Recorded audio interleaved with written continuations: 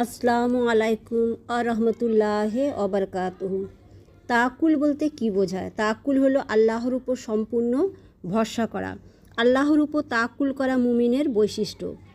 আল্লাহ ছাড়া অন্য কোনো উপাস্যের উপর ভরসা করা শিরক হিসাবে গণ্য হয়। তাওয়াক্কুল হলো মানুষ কল্যাণকর বিষয় অর্জনের জন্য চেষ্টা করবে আর ফলাফলের জন্য আল্লাহর উপর নির্ভর করবে এবং তাকদীরে বিশ্বাস করবে। তাওয়াক্কুল করার কারণে কঠিন বিপদের সম্মুখীন হলে সেটা সহজ হয়ে যায়। হজরত ইব্রাহিম আলাইহিস সালামকে মূর্তি ভাঙার কারণে নমরুদ যখন আগুনে নিক্ষেপ করেন, তখন ইব্রাহিম আলাইহিস সালাম সম্পূর্ণভাবে আল্লাহর উপর বিশ্বাস করেছিল। সেই আগুন ফুলের বাগানে পরিণত হয়।